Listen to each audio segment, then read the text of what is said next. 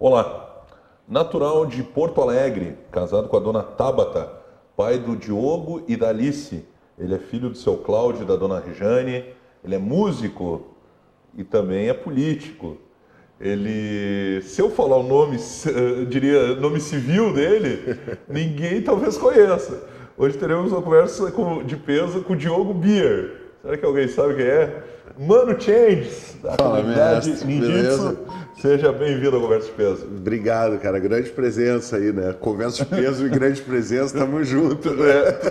Tu sabe que o pessoal acha que Conversa de Peso é pelo tamanho do apresentador, mas não é. Mas é pelo conteúdo. É, né? pela qualidade do entrevistado, principalmente. É, que bom, que bom. Eu Né? só. Mas é um prazer aí, a gente tem uma relação aí, né? Tanto artística como política com o Vale dos Sinos e com Novo Hamburgo, então é uma honra para mim estar aqui, falar um pouquinho da minha vida e estou à tua disposição. Inclusive, a tua esposa é aqui da região, né? Isso, ela é natural de São Leopoldo, né? Olha só, Então, da nossa cidade. Vim buscar, né?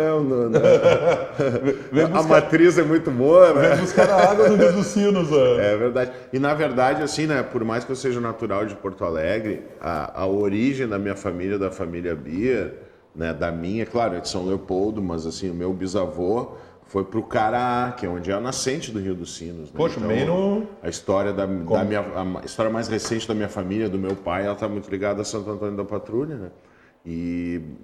Então tem tudo a ver. Então Exatamente, a origem é lá onde nasceu a nossa água aqui, mas eu fui buscar quem bebe justamente dessa água. Então tá em casa. Eu ia dizer, tu começou lá na origem e pegou no meio do caminho. É, digamos que lá a água é mais pura. Bastante. Infelizmente, né, cara? O que estão fazendo com o nosso rio é maldade. É verdade. Mano, fala um pouquinho da tua infância, juventude. Tu és natural de Porto Alegre? Sempre morou só em Porto Alegre? Sempre morei em Porto Alegre. Eu conheço muito bem o estado, assim, Claro. mas é impressionante, assim. Eu sou de 75, né? Então eu ainda peguei, gente é da mesma geração. eu ainda peguei aquela geração que brincava na rua em Porto Alegre, né? Coisa que hoje não é mais verdade, né? Infelizmente. Incrível isso. Eu vejo assim, meu filho tem uma capacidade intelectual bárbara, uma capacidade de assimilar tecnologia fantástica, assim, né? Ele, desde os 3, 4 anos, ele conversa com o Google, com o YouTube, né? Então, mas ele não sabe atravessar uma rua, né? E com 7 anos eu já pegava ônibus em Porto Alegre, já me virava, a gente podia viver na rua, a gente tinha, digamos assim, essa malandragem da rua, coisa que hoje, principalmente nos grandes centros, a gente vê essa gurizada muito ingênua, assim, muito capaz, com muita informação, né, tendo acesso à informação muito rápido pela internet, mas ao mesmo tempo tendo uma vida muito mais virtual do que física, do que esse contato, né? As amizades, elas são muito mais ligadas à escola ou a qualquer atividade extracurricular que tu vai estar fazendo, né? Ou algum vizinho que tenha a mesma idade que o teu filho, e tu não tem mais essa relação de, conheci o cara lá da rua de trás, não sei o quê, pô, veio fazer parte da turma. O timezinho da rua que jogava bola. Infelizmente É bem isso não mesmo, tem né? mais, mas eu vivi essa época, e uma época assim, né, onde a gente, eu acho que nós somos privilegiados, porque a gente pôde viver na rua, a gente teve essa facilidade, absorveu muita coisa, né, em termos de conteúdo e de vivência, de experiência de vida, e ao mesmo tempo já teve, né, começou a ter acesso a toda essa mudança tecnológica que está tendo no mundo, assim. Então, vamos ver se a gente consegue aí botar o Brasil nos eixos aí para que os nossos filhos possam, ou que os nossos netos possam voltar a brincar na rua. Né? É verdade. Há um tempo atrás, falando com um amigo, ele usou uma expressão interessante. Ele disse, hoje em dia, a criança conhece o mundo, né? Porque ela tem tudo dentro de um celular, de um notebook, enfim. Em compensação, o mundo não conhece a criança, porque ela quase não sai de dentro de casa, porque tem tudo ali dentro. Né?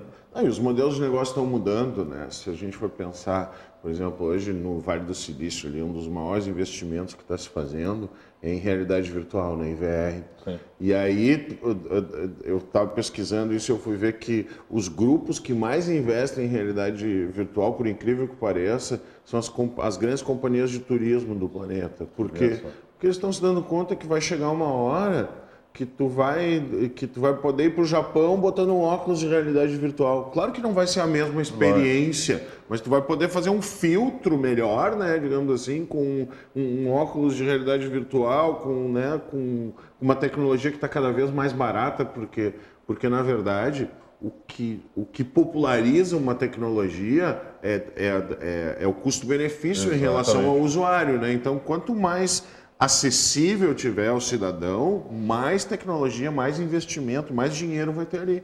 Isso me surpreendeu, porque tu pensa assim, pô, os caras que ganham dinheiro com turismo no planeta estão olhando que daqui a pouco o modelo de negócio deles pode secar, a fonte pode secar, então tu tem que buscar outras alternativas. Né? Então, o mundo está cada vez mais virtual e a gente tem que continuar, eu acho que pregando essa relação pessoal, essa relação de amizade, essa coisa, né, essa relação do dia a dia que eu acho que é fundamental. E justamente, e aí falando de relação pessoal, e o casamento que a dona Tabata tem? Pô, cara, não é fácil, Quantos anos, né, cara? São quase 10 anos já de casado já. Que maravilha. É apaixonante, assim, eu posso me dar o luxo de dizer que com 20 anos eu fiz uma banda de rock, que fez sucesso, que a gente tocou no Japão, tocou na Ucrânia, né, a comunidade tem 22 anos hoje. Fiz as festas que eu tinha que fazer, e quando eu conheci a Tabata, eu já estava muito disposto a ser pai, a ter uma família, a principalmente ter a relação que eu tenho com os meus filhos, a mesma relação que eu tenho com o meu pai, por exemplo, né? E acho que até o futebol ajuda nesse sentido, né? Eu sou bem colorado, digamos assim. O pessoal sabe. Né? O pessoal sabe, exatamente. Né? Sou conselheiro há 15 anos do Inter e vou no estádio com meu pai e com meu filho. E eu não sou só colorado, tenho pontaria, porque o Diogo nasceu no dia que o Inter foi bicampeão da Libertadores. Olha só, né? Que nasceu 18 de agosto de 2010. E, pô, cara, e a relação que a gente tem, eu confesso assim, às vezes até quando a gente conhece muitos bastidores do futebol, isso às vezes meio que noja, assim como a política, sabe? Mas quando ele nasceu, eu tinha necessidade de construir um vínculo como eu tenho um vínculo com meu pai. Eu digo isso porque, assim, ó, independente de qualquer jogo de futebol, mais ou menos, no intervalo do jogo, eu nem sei onde ele está, ele nem sabe, a gente se liga, a gente fala, o futebol aproxima, né, pai e filho, principalmente, assim, e eu tenho essa relação direta. E a Tabata, pô, é uma pessoa espetacular, designer, é uma pessoa que me atura, não é fácil me aturar. Mas são dois gênios fortes, assim.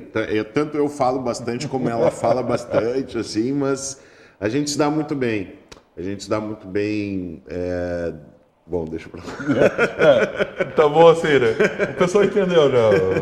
E aí o Diogão e a Alice, né? É isso aí, completa a família. Também, a Alice, ela veio ser a cerejinha do bolo para fechar. Acho que também é uma oportunidade de poder criar um casal, né? Porque são...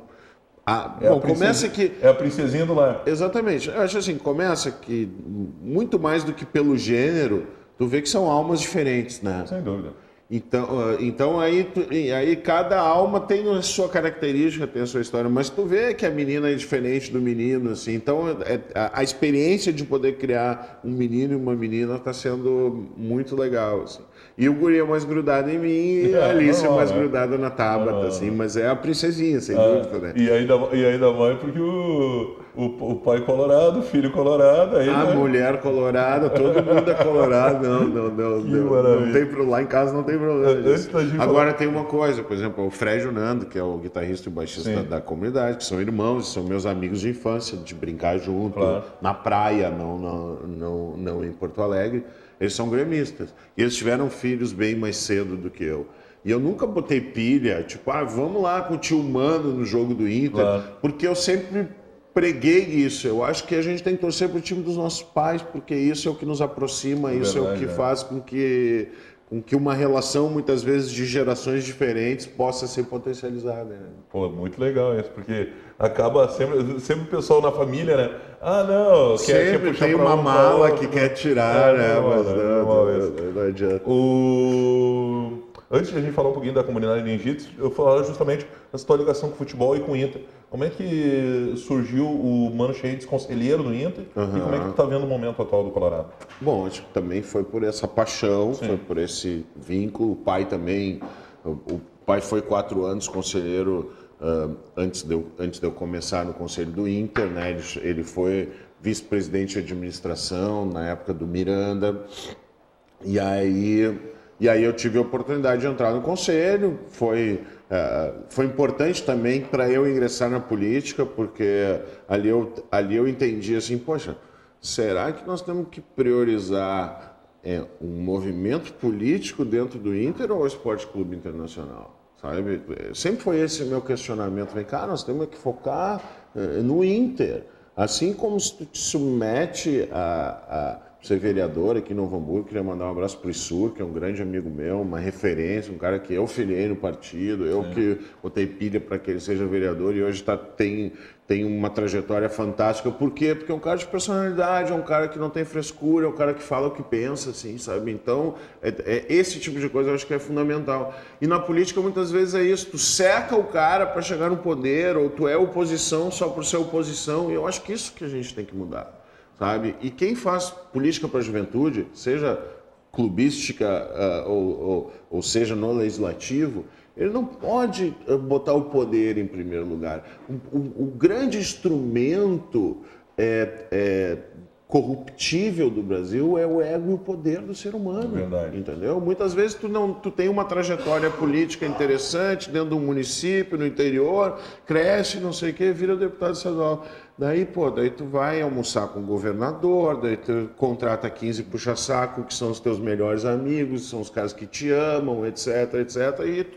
E aquilo se transforma num patrimônio pessoal, quando não pode ser assim.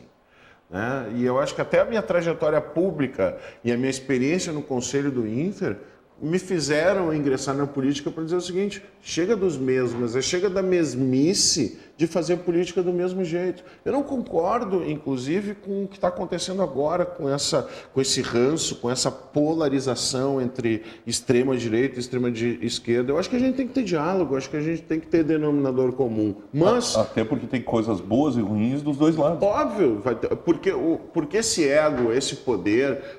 né? E a regra do jogo ela é muito difícil de ser interpretada pela sociedade. Hoje todos nós somos obrigados a votar, mas nós não somos obrigados a entender absolutamente nada sobre o processo eleitoral. Sempre que vai se falar em reforma política em processo eleitoral é na véspera da vigência de uma lei, né? Porque, por exemplo, a gente vai ter eleição ano que vem.